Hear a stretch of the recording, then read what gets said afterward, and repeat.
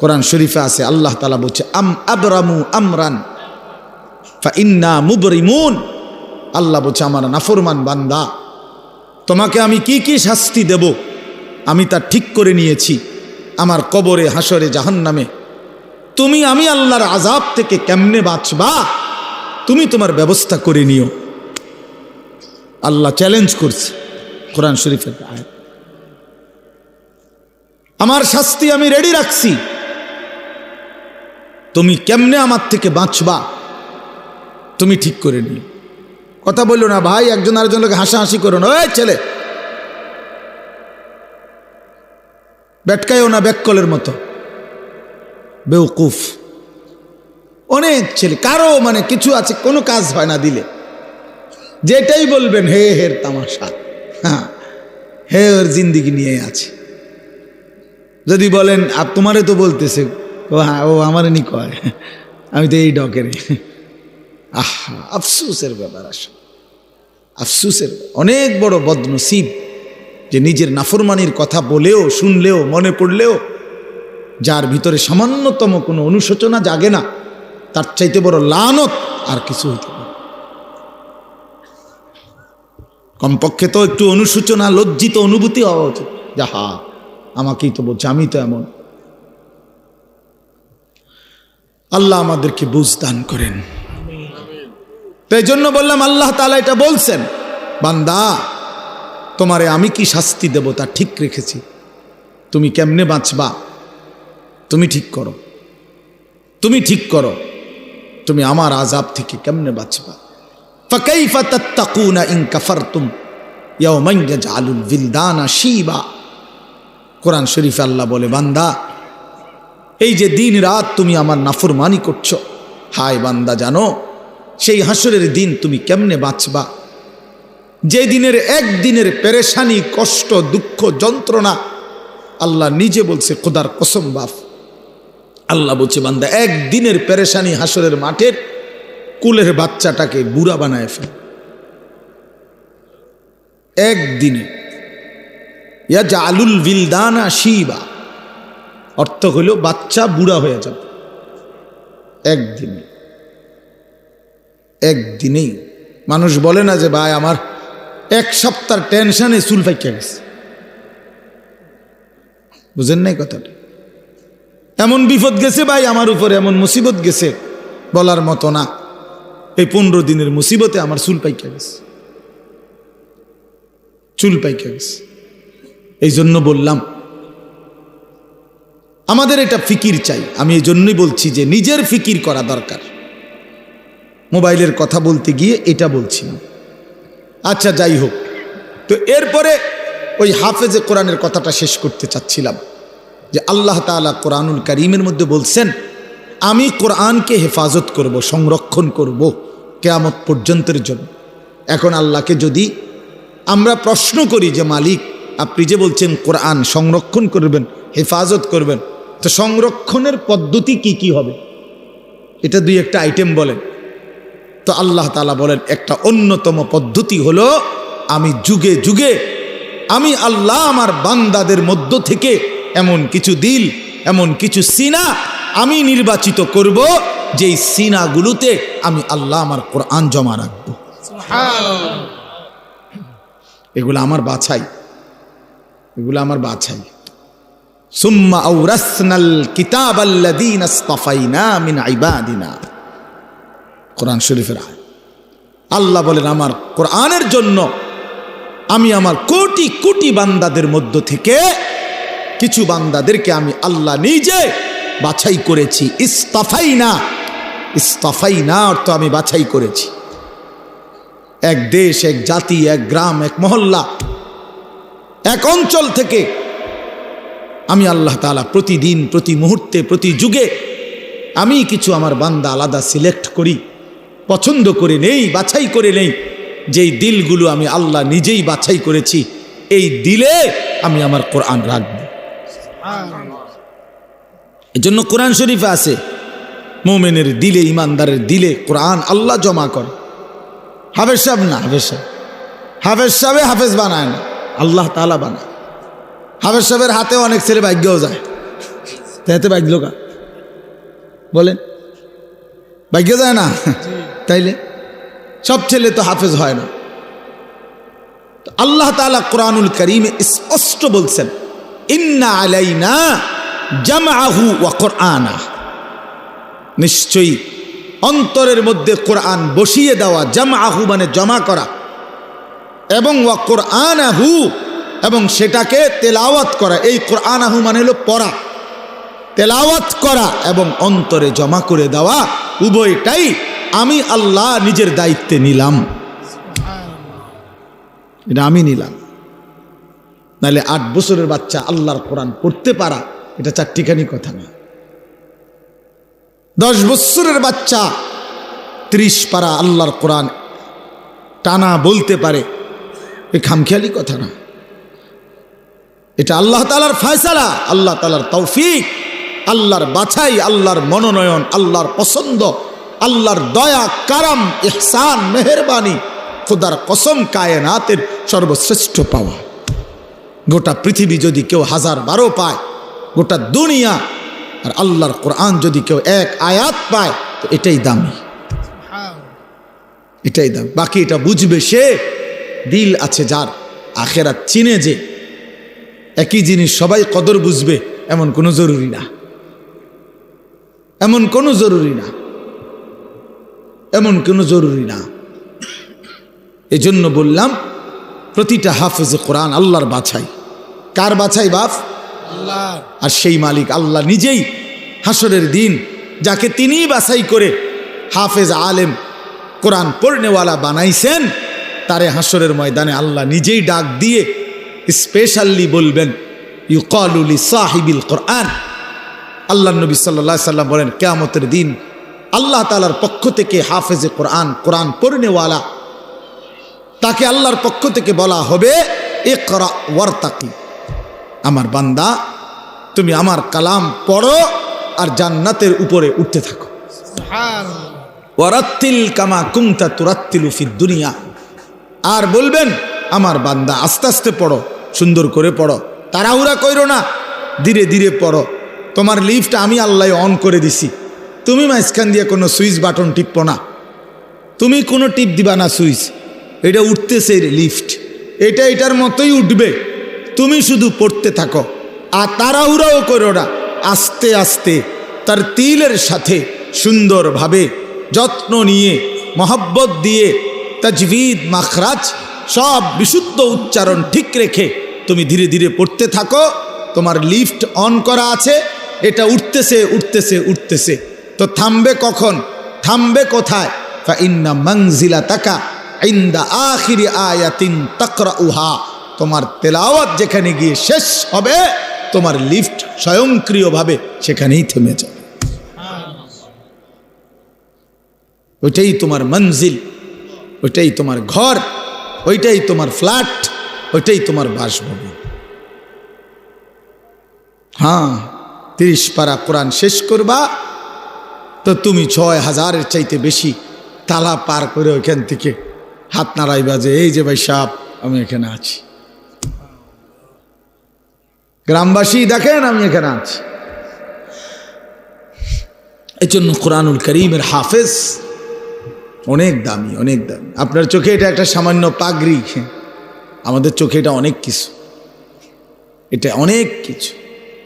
এটা 300 টাকার একটা পাগড়ি না, এটা অনেক বড় সম্মান, অনেক বড় এজাজ, অনেক বড় মর্যাদা। এটা আল্লাহর দান। যালিকা ফাদলুল্লাহ ইউতিহি মান ইয়াশা। আল্লাহ বলছেন এটা আল্লাহ তাআলার অনুগ্রহ, আর তিনি যাকে ইচ্ছে করেন এমন দয়া তিনি তাকে করেন, আল্লাহই করেন, আল্লাহই করেন। এজন্য স্বপ্ন দেখেন, কলিজা দিয়া ভাইবেন, আল্লাহর কাছে দোয়া করবেন যে আল্লাহ আমার সন্তান যেন হাফেজে কোরআন হয়, আমার সন্তানকে আপনি আপনার সেই পছন্দনীয় বান্দাদের অন্তর্ভুক্ত করেন, যাদের জন্য আপনি কোরআন দিবেন, যাদের সিনায় আপনি সিদ্ধান্ত নিছেন আমার ছেলেটাকে সেই দলভুক্ত করে দিয়েন। আমিন, আমিন।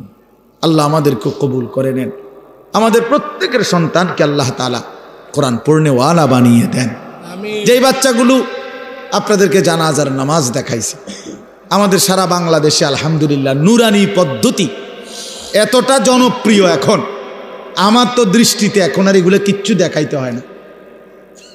আলহামদুলিল্লাহ, এত বেশি মুসলমান চিনে এখন যে বাচ্চাকে দিন শিখাবে, তো নুরানি পদ্ধতির চাইতে বিকল্প, এর চাইতে সুন্দর চমৎকার কিছু আছে আমার জানা নেই, আর এর চাইতে সুন্দর কিছু জানা নেই। এমন চমৎকার, এমন নিখুঁত উপস্থাপনা আর কোনোখানে নাই, কোনোখানে নাই। একটা একটা করে 3টা চাদর, কোনটা বিছাইলাম, কোনটা আগে দিলাম, কোনটা বামেরটা আগে, ডানেরটা পরে, 3টা বান দিলাম, প্রথম বান মাথায়, এইভাবে নিখুঁত উপস্থাপনা এবং নিখুঁত চমৎকার সুন্দর বলা। নুরানি পদ্ধতির চাইতে আদর্শ পদ্ধতি, চমৎকার পদ্ধতি ছোট বাচ্চাকে দিন শিখানোর, কালেমা শিখানোর, ইসলাম শিখানোর, এর চাইতে আদর্শ কোনো সিস্টেম অন্য কারো কাছে নাই। আলহামদুলিল্লাহ।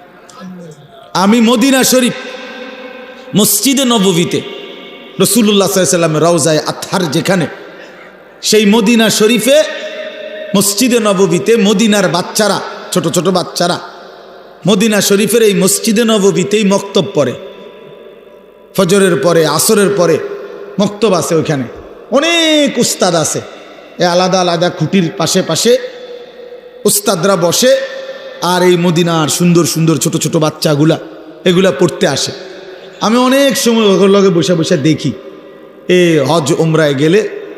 তো আমি নিজে আপনার এরকম বাচ্চা, একবার এক বাচ্চারে বললাম, তোমার বইটা দাও, এটা একটু আরবিতে, পায় দিচ্ছে না আমারে। আমি অনেকবার বললাম, তোমার এটা দাও আমারে, আমি একটু দেখি। তো তার পাশের ছেলেটা হাসতে হাসতে বলতেছে, ওটা ছিঁড়া ছিঁড়া ছিঁড়া দেখে দেয় না, তুমি আমারটা নাও, ওরটা দিতে গেছি। এরপরে আমি ওই বাচ্চারটা নিলাম। এরপরে প্রথম পৃষ্ঠার দিকে খুলে দেখি, এই বাচ্চাদের এই মদিনায় আরবে যে বইটা, কায়দাটা বাচ্চাদের মক্তবের, ওটার মধ্যে একেবারে স্পষ্ট বড় অক্ষরে লেখা আছে, আল কায়দাতুন নুরানিয়া, নুরানি কায়দা। আমি পরে 4 রিয়াল দিয়া এটা কিনে আনছি, আমার কাছে আছে নুরানি কায়দা।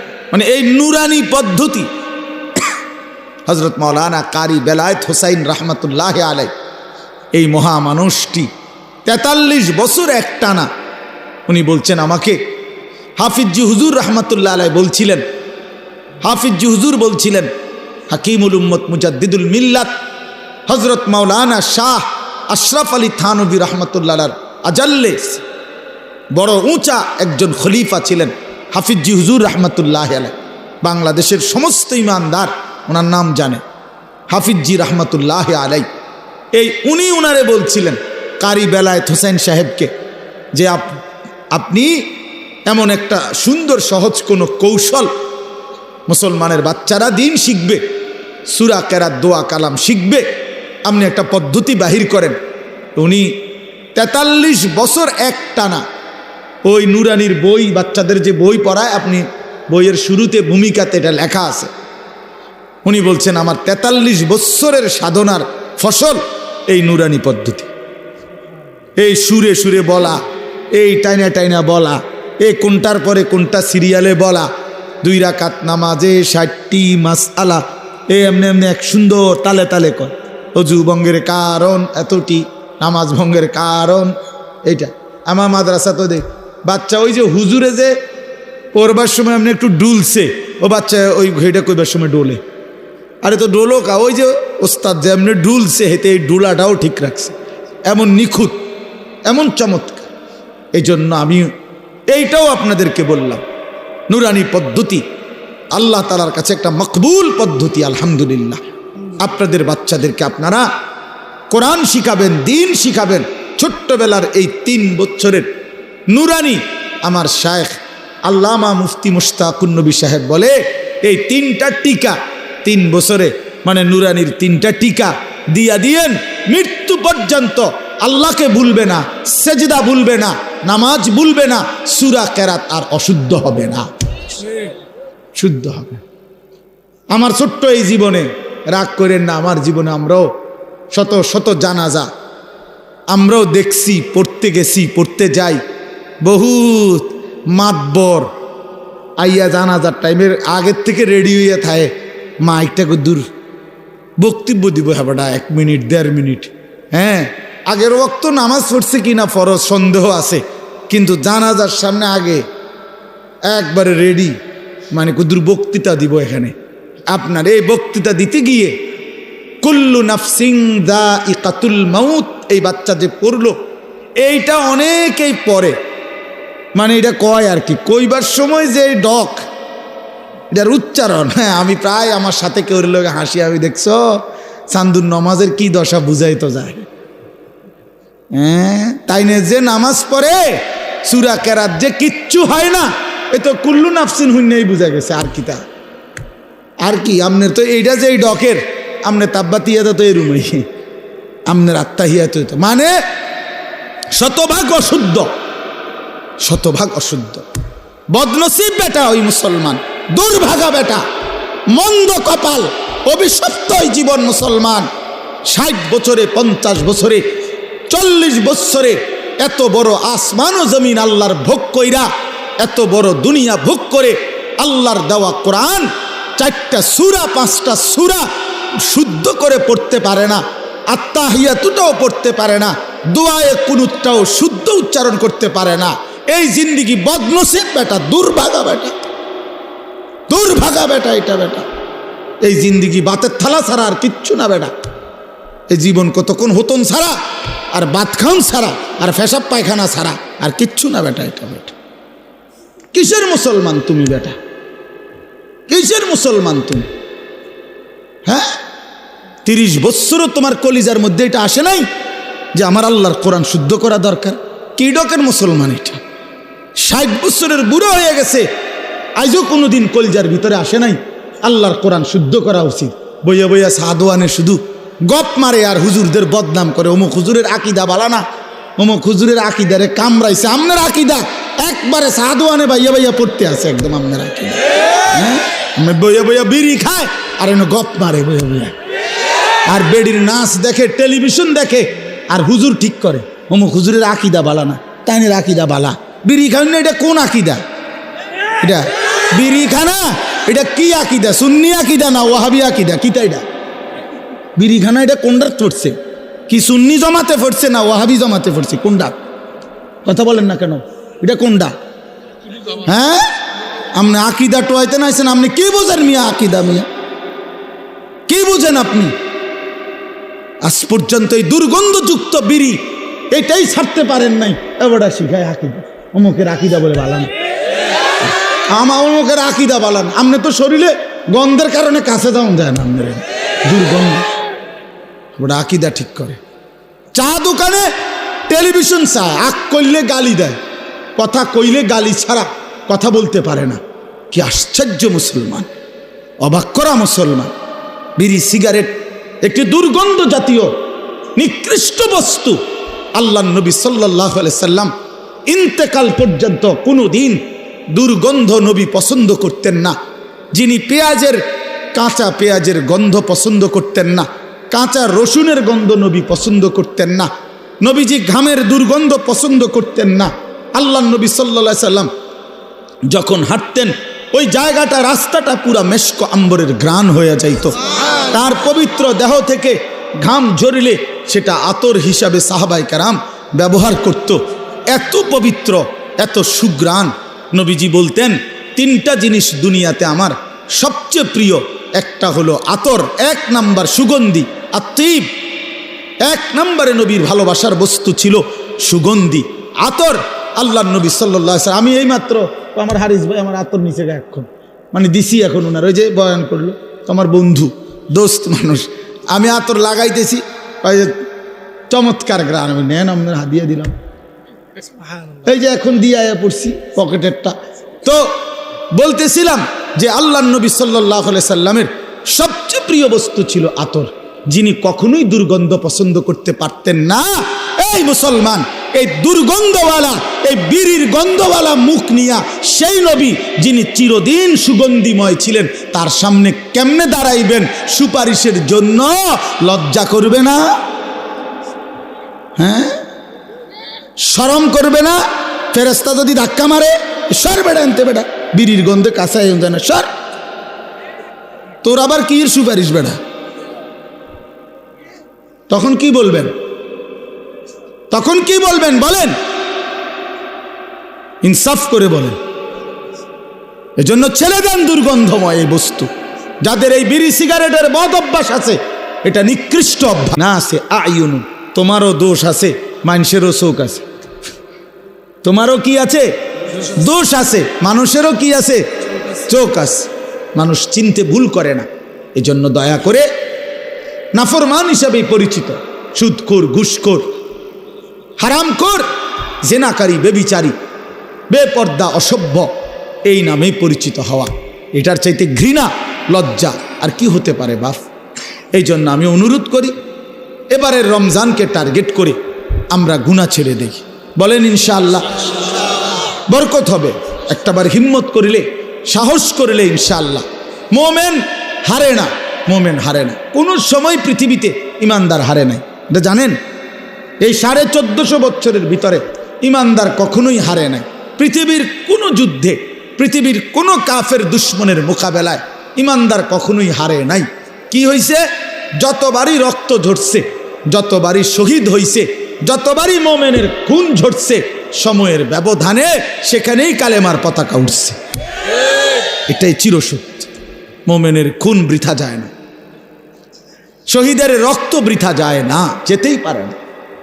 এটা সিস্টেমে নাই। এই রক্ত পবিত্র রক্ত, শাহাদাতের রক্ত পবিত্র রক্ত। যে জমিন রক্ত চুষেছে শহীদের, সে জমিনে কালেমার পতাকা উড়বেই। এজন্য গাজা, ফিলিস্তিন বিজয় হবেই। এখানে কালেমার পতাকা উড়বেই। ইসরায়েলের কুত্তারা হেরে যাবেই। ইতিমধ্যে হেরে গেছে অর্ধেক। এখন তো যুদ্ধবিরতি। কুত্তার মতো ঘাড় নোয়াইয়া, ঘাড় নামায়া সারা পৃথিবী ইউরোপের সাহায্য নিয়ে, হাজার হাজার কোটি মার্কিন ডলারের সহযোগিতা নিয়ে, সর্বাধুনিক অস্ত্র দিয়েও 15 মাস যুদ্ধ করেও গাজা একটি অঞ্চলের মুসলমান মুজাহিদিনদের সাথে পারে নাই। 50,000 মুসলমান শহীদ করছে। 6 লক্ষ বাচ্চা এতিম করে ফেলছে। হাজার লাখ মা বোন, স্বামী হারা, বাপ হারা, সন্তান হারা। এ সব কিছুর বিনিময়েও ইসরায়েলের ইহুদি কুত্তারা 15 মাস লাগাতার যুদ্ধ করার পরেও এই জানুয়ারিতে তারা যুদ্ধবিরতি দিয়ে ইসরায়েলের বেঈমান ইসরায়েলে ফিরে গেছে। আবার যুদ্ধ করবে, ঠিক আছে, আবার হারবে। এই যুদ্ধ করতে করতে একদিন একেবারে নিশ্চিহ্ন হইয়া কালেমার পতাকা পুরা ফিলিস্তিনে উড়বে। ইসরায়েল নামে পৃথিবীতে মূলত কোনো রাষ্ট্র নাই। এটা কোনো রাষ্ট্র না, এটা ফিলিস্তিন। পুরাটা মূলত কি? ফিলিস্তিন। ফিলিস্তিন জন্য নওজোয়ান, ইনশাআল্লাহ তুমি যদি চরিত্রবান হও, সেজদাওয়ালা হও, খোদার কসম একদিন ফিলিস্তিনে তুমি যাইবা ইনশাআল্লাহ।